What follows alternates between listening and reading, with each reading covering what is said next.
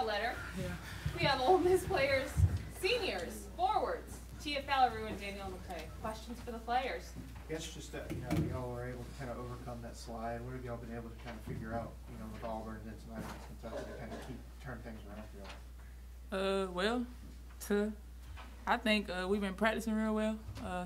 Being that we was on a 7-game losing streak, it was kind of like we all decided and bought in and said that we were gonna get out of the losing streak, and we overcame it. And Auburn, and I felt like we was gonna win this game tonight. I don't know. I just kept telling myself that, and everybody kept saying it in the locker room. So we burned the ships, and we conquered Kentucky ships tonight. So that was a good one. And we look forward to LSU. And I'm just ready. I'm excited about this win, good win with my teammates last year, and we just trying to go all out, me and Danielle. Danielle, let's talk about the game. You had, I think, first double-double of the season. I mean, you just kind of took it to another level tonight. What started clicking for you? Just driving to the basket, I knew that Kentucky couldn't stop me driving, so that's why I was really trying to be aggressive and help my team. It was close, bro. When did it kind of swing? When did you feel sense that it kind of swung in your favor there late? Was there like a play or a series of plays where it felt like you guys were going to win? Yes. When I knocked down that the 2-point shot, an out-of-bounds play right there, that kind of gave us momentum. It gave me a little momentum because I know I was a little tired. But after that, I made that shot. I seen my teammates saying, let's go, let's go. And I think that shot right there got my teammates going, and that's the type of player that they asked me to be, is to make plays in crunch time and get us up, get the team going. I felt like that was the turnaround play right there. What were some of the things that Coach Insel was telling you in the first half to make you play better in the second? Post. Keep posting. Don't stop posting. I know y'all heard them yelling at me the whole time. Post. So when I started posting, they were doubling and leaving everybody else open. I was trying to kick, but then I had to be more aggressive and go in and score. And basically, he was just telling me, take over right here in this half and, go to the boards, because I remember I only had 1 rebound in the first half, and that's not like me. So basically was just telling me to just be that rock for my team, and that's the role that I took tonight. Even though I fouled out, I still had to be there for my team. I mean, I may be one of the loudest ones on the bench, but I just knew we were getting this win. You said y'all knew you were going to get the win. You're confident, but when Gracie hit that 3 to tie it at halftime, did that kind of give you another? That gave us a lot of momentum, because if we would have went in down, we wouldn't have heard the end of it. So when Gracie made that shot, that lifted everybody up. I mean, we went in, ran in, everybody was cheering, dancing, and we just like to have fun. I mean, tonight was a fun night for us, and every time we have fun, we win games.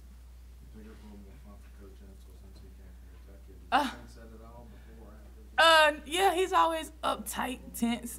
He was on it yesterday in practice, especially with me. But yeah, you can see that he was kind of tense, uptight a little bit, because he coming from Kentucky, I don't know, he takes a lot of pride in that. He talks about it all the time.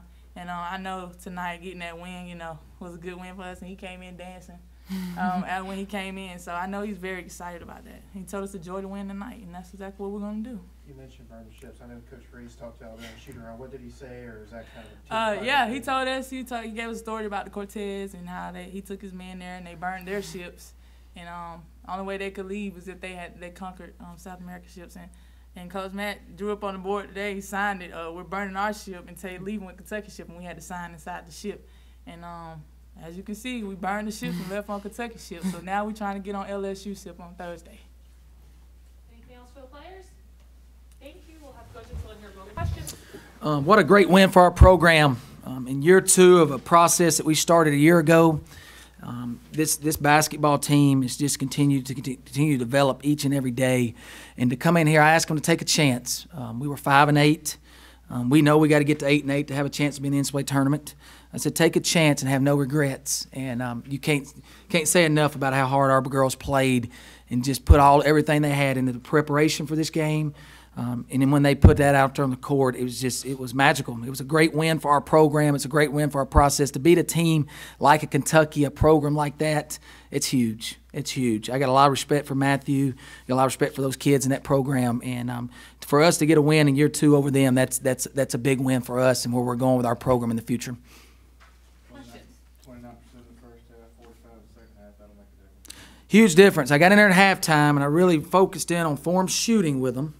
You got our elbow. I'm just playing. I didn't do anything. I tried to stay away from them. We just slowed down. We're a good shooting basketball team. We are. Our numbers may not show it, but I watch us every day in practice, and we make shots every single day. We get in the game because we're young. They get rushed a little bit, and their confidence gets down. But we stepped up and made the shots we had to make. Danielle McCray, 13 points and 15 rebounds. Kentucky's the best offensive rebounding team in the league. We're second. Danielle McCray has 12 defensive rebounds. That's the difference in the ballgame. Danielle McCray owned the defensive boards for us. Tia Falleru, Danielle McCray, Kelsey Briggs come in and played well for us. With 8 minutes to go in the game, I just told them we got to make 50-50 plays. The only way we're winning the game, we make 50-50 plays. Every loose ball we had to get. And out of the last 10 possessions of the game, we got 8 stops. 8 out of the last 10 possessions, we got to stop. We worked a lot on defense in the summer. We worked a lot of defense in the fall. We worked a lot of defense this year, and it's starting to show, and I'm just real proud of our defensive effort. Danielle said that she knew she was able to get to the rim, and they weren't going to be able to stop her. Is that something y'all knew heading in, or she kind of figured that out? That was a matchup we liked. We liked Danielle McCray and Tia Falleru against their post players. We felt like that was the area we had to attack them at. They have young post players, and we had 2 seniors there that we felt like if they got going, we had a chance to win. They're 13 and 15 for Danielle, 16 and 8 for Tia. It's a difference in the game. So that was a huge area we were trying to get after Kentucky in. Talk about Gracie's three-pointer right there at the end of the first half. You win games. You win games, and we really believe this as a team and as a program. You win games by owning momentum in the last 4 minutes of the first half and owning momentum in the first 4 minutes of the second half. And her three-pointer there got us the momentum going into the half. Gracie Frizzell, when we were struggling to score there in the first half, she goes 4 for 7, I think, from the 3 there in the first half. Ends up 5 for 9. Just what a great performance by her. She's a weapon on the basketball court. Erica Sis gets to the paint. Queen Hayes gets to the paint. Tia Fowler, Danielle McCray, all of them get open looks around the rim because Gracie Frizzell's on the court because you can't help off of her.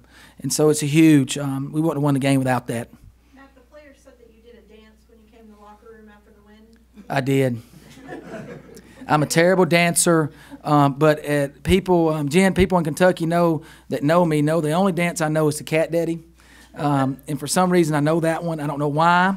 But I did the Cat Daddy for him, and I've been telling them I was going to do the Cat Daddy for him for a while. They weren't expecting it, so I did the Cat Daddy for him, and I was terrible at it. Trust me, I was scared I was going to split my pants. My suit's a little tight. I'm gaining a little weight.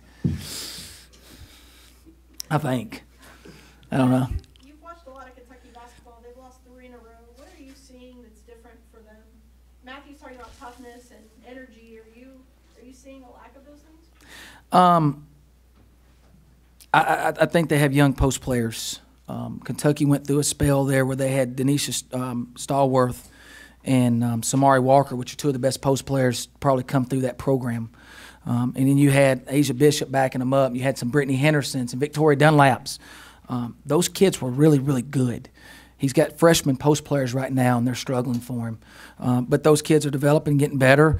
They got a good basketball team. Let me tell you, let's don't get fooled. They've lost 3 in a row, but they've lost to 3 pretty good teams, including us. They've lost to 3 pretty good teams, and it's all about the schedule in this league. And the 2 toughest schedules in this league is Kentucky and Ole Miss. Our double opponents is Kentucky, LSU, and Mississippi State. Their double opponents are Tennessee, South Carolina, and Ole Miss.